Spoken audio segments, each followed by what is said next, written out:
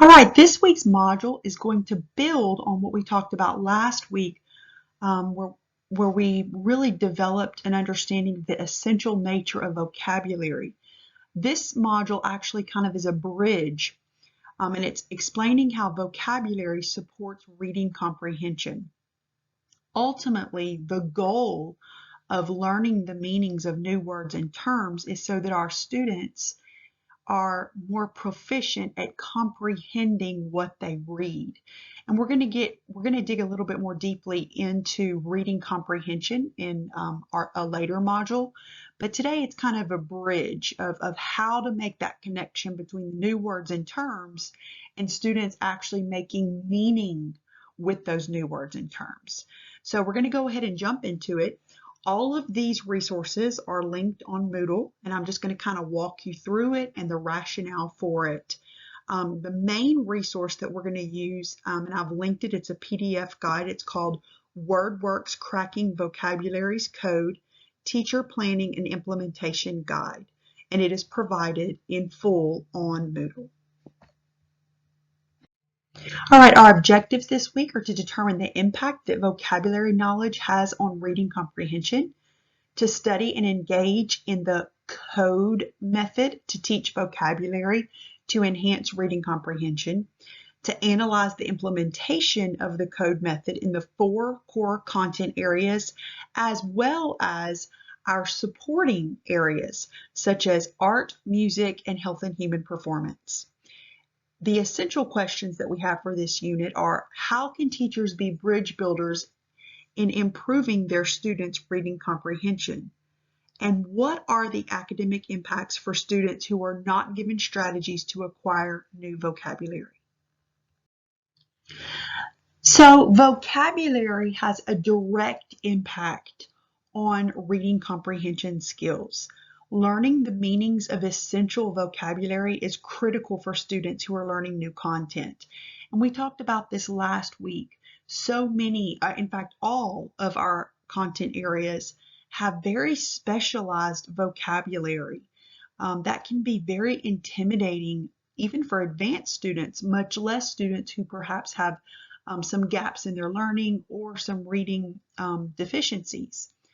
Vocabulary acquisition works in tandem with other essential literacy skills, such as summarization, reflection, critical reading. And when we're talking about critical reading, this has to do with that fact checking, students being able to check the validity of sources, to be able to discern particular biases, finding evidence to support their claims, and comparing texts, being able to compare not only the style, but also the argument of text. So these are some really sophisticated skills, and vocabulary works in tandem with those other skills.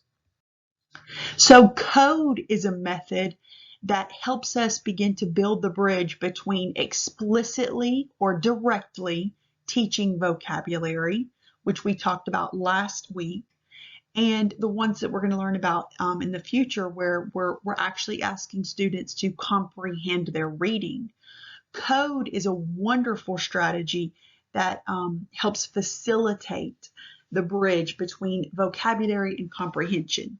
And the research is clear. If we want students to master vocabulary, they will need to be exposed to the new terms multiple times and in a variety of ways. So the 4 phases of code naturally lead students to new words and terms. CODE is an acronym that stands for connect, organize, deep process, and exercise. Connect, organize, deep process, and exercise. And if you notice, if you think back to some of your courses where we talk about Bloom's taxonomy, you can see that that's what's happening. We are actually getting, we're allowing students to more deeply cognitively process, and then by the time we get to exercise, they're using that knowledge. And so it is a way that we are allowing our students to grow in their learning of the vocabulary terms. So here are the steps to cracking the code. The first thing that we have to do is identify the essential vocabulary that our students are going to need to learn deeply. Typically, this is going to be identified somewhere within your standards or your curriculum. As we saw last week in the vocabulary vignettes, or some of the examples that we saw in our observations, the teachers had some pretty clear vocabulary that they needed to teach the students. However, the more you learn your students and the more you learn your content area, you may identify additional words that you know are going to cause trouble for your students.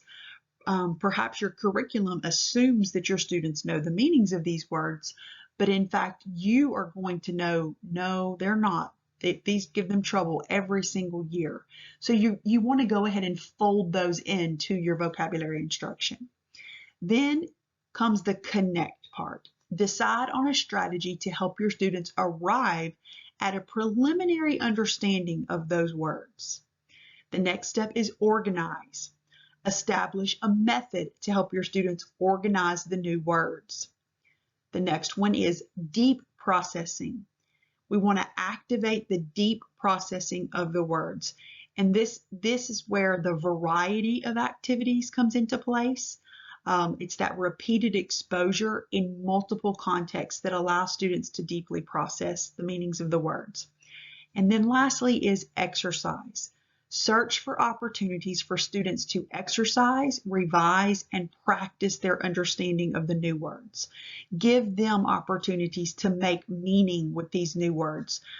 So songs, skits, jingles, word games, even partner projects, simple things of allowing them to just discuss the meaning alone can be such a huge help to students who are trying to become proficient in using the words.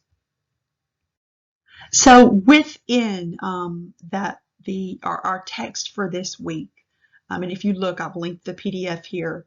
This is one of the sample units. This is actually the math one. There is one for English, there's one for science, and there's one for social studies as well in that PDF. Additionally, linked on your Moodle, I've included art, music, and H&HP. So all of our content areas should be represented there.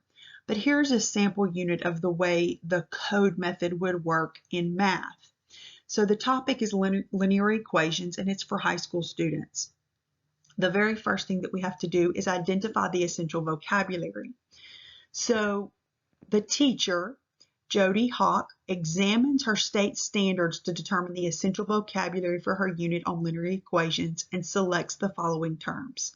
So notice those are the ones that are in the box here. The next thing she has to do is decide how to help students connect to the new words. Though some of the vocabulary is familiar to Jody's students, the context in which the words appear is quite different. So she begins the unit with an interactive lecture on the role of these key terms in solving linear equations. During the lecture, Jody stops frequently to permit students to find or create their own illustrations for each term. I want to point something out very quickly to you right here. So for example, when we're talking about linear equations, this is something that could take place in, of course, in a sophomore or freshman math course. Typically, you're going to see this. Notice how it says axis right here. Well, if that student is also taking a social studies course, perhaps they're taking AP Human Geography, or they might be taking American History.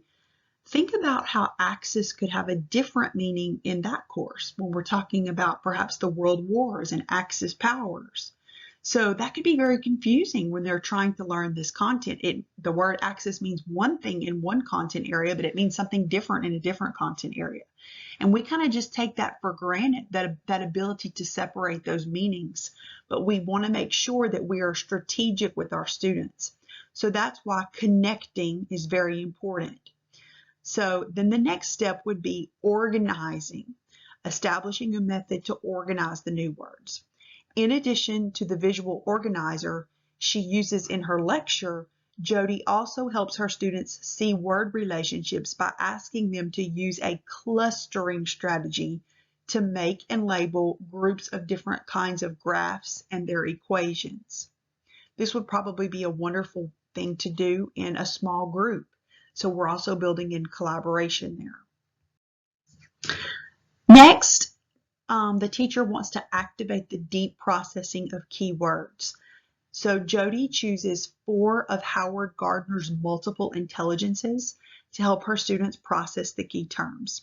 So Howard Gardner's multiple intelligence says that there's linguistic intelligence, spatial intelligence, interpersonal intelligence, and kinesthetic intelligence. Actually, there are 8 of them, but she just chooses 4 of them. And so linguistically, she asked them to define the term in their own words. That's great. They're having to come up with their own definitions. Spatial, she asked them to create an icon or a symbol for it. This way, they are creating their own meaning through images, through imagery. Intrapersonal, she asks them to discuss and write about their thoughts and feelings during problem solving. And then lastly, kinesthetic, she asks them to represent the terms with gestures. So this, of course, could be fun. Lots of movement there. The next step is to search for opportunities for students to exercise and revise their understandings of new words. Jody uses speed quizzes and a rapid-fire game such as Jeopardy and baseball vocabulary. So we can see through this code method that the teacher did not just hand the students a list of words and say, this is what you need to know, nor did she simply ignore the fact that just teaching through it, and when I say teaching through it, I mean just implicitly using the words and beginning to practice them by solving equations, that wasn't necessarily going to do the job either.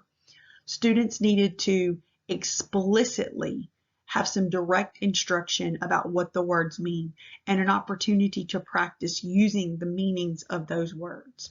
And that's what the code method allows. Remember, I told you that in the packet online, you're going to have math, science, social studies, and English.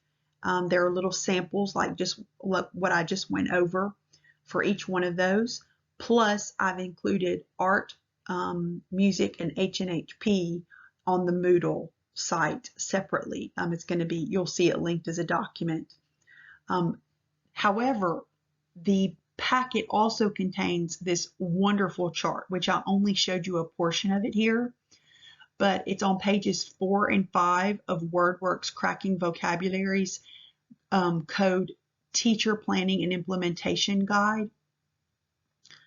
It is wonderful. These are great strategies. So you can see that it's set up by each letter of the acronym. And what it will actually do is it will give you little examples for what that strategy looks like. For example, a strategy underneath the C, which would be connect, would be a word wall, a collection of words organized into categories and posted on the wall for students to use in their reading and writing. That would be a wonderful way to get started. And then let's say that you wanted to go to the O, which was to help them organize. So a key vocabulary organizer. And I could go through, but make sure you check this out. Great. It's like 2 pages, wonderful ideas and strategies here. Some of these may also be some of the literary strategies that you're going to be using in your literary strategies mini lessons. So it's great. It kind of gives us a little preview of what you might be talking about. The next thing that I want you to do is to watch this series of educational impact videos. They are, of course, linked on Moodle, and it's going to go right in order with this week's lessons. And it will allow you to see the code method in action. Additionally, you can gain half an hour of observation and field experience. You watch all 8 videos, and you'll see they're all really brief. This will require you to log in with your educational impact credentials, and your sign-in ID is your McNeese email address. The password is all lowercase McNeese. If you have any trouble logging in, just email me. These should already be set up in the system for you, but reach out if you have any trouble with those. It's excellent though, because you will get to see the code method in action. It's a great observation experience as well. All right, now you're ready for this week's activity. I want you to browse through the guide that I've linked online and get an overview of how it works. I recommend that you download it for use in future instruction. It's a really wonderful tool.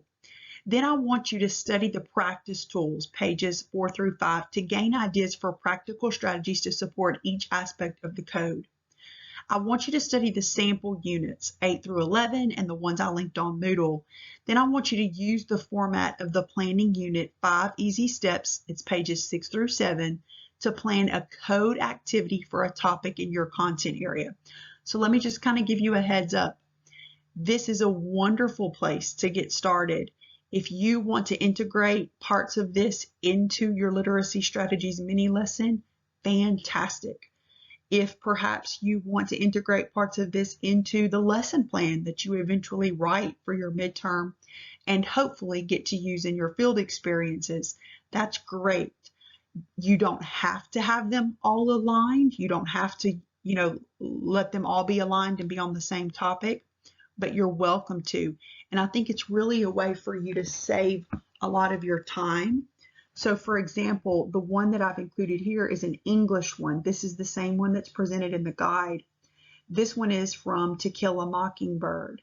And so it might be helpful for you to pick a topic that you would be able to teach in the field. That is going to be difficult to do because you don't know your placement yet, and I do understand that. But maybe you could at least pick the topic that you're going to do for your literacy strategies mini lesson, and that way you can begin to start thinking about it. It's a nice way to streamline the process. So this is also included on the discussion board. I'm not going to read it all to you here. You're welcome to pause the screen and read through it if you want to. But this is the format that you're going to use for your discussion board. This is the way you're going to set it up. It is, of course, also provided just in this written form in the discussion board instructions. And additionally, after you've done your initial post, you're going to come back and respond to a peer by the indicated deadline. And I've given you some prompts that you need to be using to respond to a peer. So make sure you do that as well. I want you to get to see how other people use the code method in action. In this module, we expanded and deepened our understanding of the role vocabulary plays in supporting reading comprehension. While there are many strategies to assist with vocabulary instruction, the code method provides students with the opportunities to connect, organize, deepen, and exercise their understanding of new vocabulary words. These processes are not only instrumental for teaching vocabulary, but they are also instrumental in helping students engage with complex text. Next module, we're going to enrich our study of supporting learners' reading comprehension. Also, we will begin our literacy strategy mini lessons. So these are your assignments this week. Complete the code activity in the discussion board. Complete 2 hours of observation, and if you count your educational impact video, that's already half an hour right there. I've of course curated videos for you on our Moodle, and then I want you to prepare for your literacy strategies mini lesson. Those are going to be coming up right around the corner. Reach out if you have any questions about any of the material. Have a wonderful week.